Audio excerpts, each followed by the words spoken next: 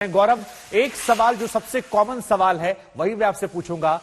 18वें दिन जब हम और आप खड़े हैं तो क्या होगा इस जंग का? क्या कीव बचेगा, ये खूबसूरती बचेगी, या ये माना जाए कि आगे आने वाले दिनों में ये कीव का सबसे मजबूत किला ढह जाएगा?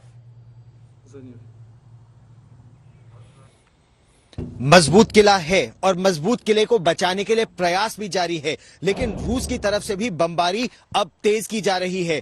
लेविव जो अब तक सुरक्षित समझा जाता था, उस लेविव में अब बमबारी और मिसाइल फायरिंग हो रही है। तस्वीरें इस समय आप देखिए राजधानी कीव की। राजधानी कीव में इस समय बर्फबारी हो रही है और इस बर्फबारी के बीच यहां की सेना, यहां के कमांडो दस्ते और यहां की जो पैरामिलिट्री फोर्सेस और सिविल डिफेंस है, वो सभी इस बर्फबारी में भी हमारे पीछे जैसे आप वहां पर एक चेक पॉइंट देख सकते हैं, उस चेक पॉइंट पर सिपाही तैनात हैं, क्योंकि अगर किसी भी तरफ से रूस की सेना आती है। और एक जो बड़ी दिलचस्प बात, यहां के एक जो पिकेट कमांडर से मेरी बात हुई थी, उन्होंने मुझे बताया कि सिविल कपड़ों में, सिविल गाड़ियों में अब रूस के सैनिक शहर के अंदर दाखिल होने की कोशिश कर रहे हैं। क्यों? उनकी मंशा यह है शुभांकर कि वो शहर के अंदर दाखिल हो जाएंगे सिविल कपड़ों में। हथियार उनके पहले ही मौजूद है, या हथियारों को विमान से भी कहीं गिराया जा सकता है। और फिर एक तरफ जब रूस के टैंक आगे से बढ़ेंगे तो पीछे से यही रूसी सेना जो ऑलरेडी शहर के अंदर दाखिल हो चुकी है कीव शहर में, वो पीछे से डिफेंसेस पर हमला करेगी। और जब दो तरफा घिर जाएंगे यहां के सिपाही, तो उनको इन पिकेट्स को गिराना, इन चेकपोस्ट को गिराना, इन डिफेंसेस को गिराना आसान हो जाएगा। और काफी भीषण इस समय प्रयास भी चल रहा है दोनों ही तरफ से। भीषण किस तरह से? यहां पर एक जगह है लेविव पर 8 मिसाइलें गिराई गई हैं, जिसमें यूएन का एक पीस कीपिंग का वहां पर ट्रेनिंग का कंपाउंड है। कीव इंडिपेंडेंट के मुताबिक वहां पर मिसाइलें गिराई गई हैं, पहली बात। दूसरी बात, यहां पर कुछ और इलाके हैं, जैसे एक वसिल कीव करके इलाका है, वहां पर एक बहुत महत्वपूर्ण एयरफील्ड है, वहां पर कई रॉकेट कल रात को फायर किए गए, वहां का खासा नुकसान हुआ है। हम लोग जिन इलाकों में, इरपिन और बूचा के इलाकों से ग्राउंड जीरो से रिपोर्टिंग कर रहे हैं हर रोज, वहां पर जिस तरह की गोलीबारी अभी आप सुन रहे हैं, उस तरह की गोलीबारी चल रही है। उस तरह इंच बाय इंच रूस की सेना एक एक गली खाली कराते हुए आगे बढ़ रही है। और ऐसे में अगर हथियारों की कमी हो जाएगी, क्योंकि हथियार सिर्फ लेविव के रास्ते से आते हैं, अगर वहां से हथियारों की आवाजाही रुक जाएगी, तब कितने दिन तक ये कीव का किला रह पाएगा, ये सबसे बड़ा प्रश्न हो बहुत बड़ा सवाल है। और जिन शहरों का नाम आपने लिया, बार बार उनकी तस्वीरें भी हम दिखा रहे हैं, वो त्रासदी भी हम दिखा रहे हैं। लेकिन श्वेता सिंह भी हमारे साथ जुड़ गई हैं। श्वेता, हमने आपकी एक रिपोर्ट देखी जहां पर आपने दिखाया कैसे परमाणु बंकर तैयारियां की गई थी।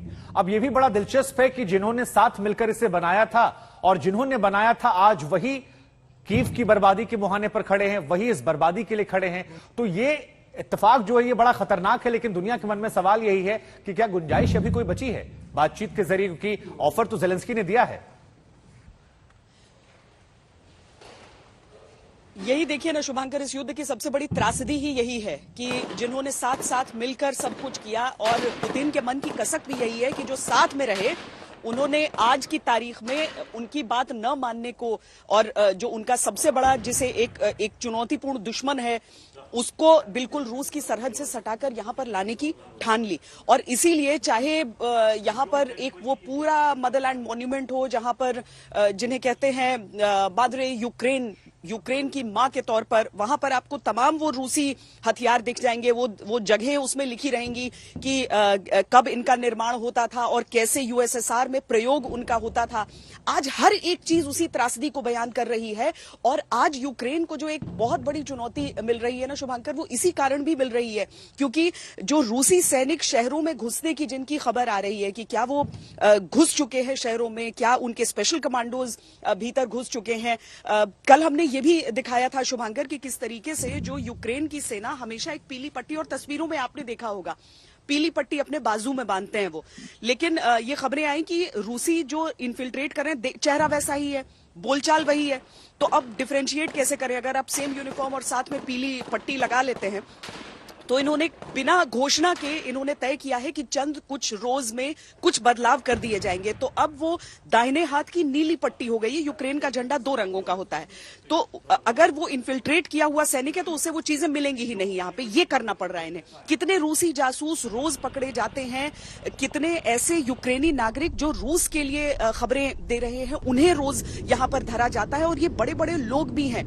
तो ये इस तरह का युद्ध भी चल रहा है। मतलब एक तरफ वो गोला बारूद होते हैं तो दूसरी तरफ ये जासूसी वाली लड़ाई भी चल रही है। क्योंकि अगर भीतर से किस तरह के डिफेंसेस लगे हैं, क्या तैयारी यूक्रेन कर रहा है, अमेरिका जैसे जो देश हैं वो अपनी भले ही सैनिक नहीं रखे लेकिन क्या CIA ऑपरेटिव्स को यहां पर रखकर मदद कर, ये सारी जानकारियां रूस के लिए भी बहुत ज्यादा जरूरी है। और किस मोर्चे पर कहां लूप होल है, कहां से वो प्रहार कर सकता है, वो चीजें हो रही हैं। लेकिन रूस के चलने का जो आगे बढ़ने का जो समय काल है, जो अवधि है, वो इतनी क्यों लग रही है, ये चीज सिर्फ सबको परेशान करती है। श्वेता, एक और बात, एक और सवाल मन में आता है कि जहां पर आप हैं या गौरव खड़े हैं वहां हम देख रहे हैं बर्फबारी हो रही है, और राजेश ये कह रहे थे कि यूक्रेन की फौज ये मानकर बैठी थी कि वक्त बढ़ेगा तो यहां पर गर्मी आएगी तो रूसी टैंकों को आने जाने में तकलीफ होगी। लेकिन ऐसा लग रहा है कि मौसम भी शायद रूस का साथ ही देता हुआ नजर आ रहा है। नहीं, ये तो इनके लिए गर्म है। जब हम कहते हैं कि यहाँ पर ठंड बहुत ज्यादा है, वो कहते हैं कि अरे ये तो इस समय के हिसाब से तो थोड़ी गर्माहट है मौसम में। और जो फौजों को दिक्कत आती है शुभांकर, जो इस क्षेत्र की लड़ाई में, वो तब ज्यादा आती है जब तक बर्फ पड़ी हुई है तब एक टैंक के मूवमेंट में दिक्कत नहीं है, पर जब वो पिघलने लगेगी, यानी वो मौसम जब बर्फ पिघलने लगे, अभी तो ये बर्फ जम ही रही है, जब पिघलने लगेगी तो दिक्कत आ सकती है। और यही शुरुआत से कहा गया था कि जो रूस है वो चाहता है कि उस मौसम से पहले इस युद्ध को एक अंजाम तक पहुंचा दे, इस युद्ध का कोई अंजाम निकल जाए।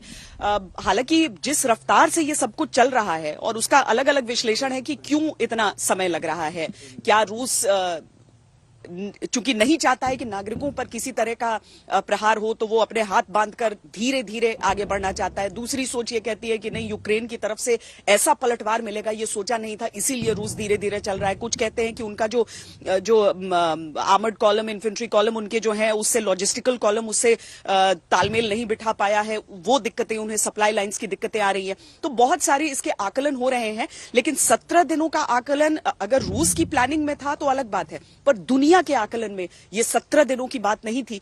और अगर ऐसे ही चलता रहा तो वाकई बर्फ पिघलने वाला वो मौसम भी आ चुका होगा।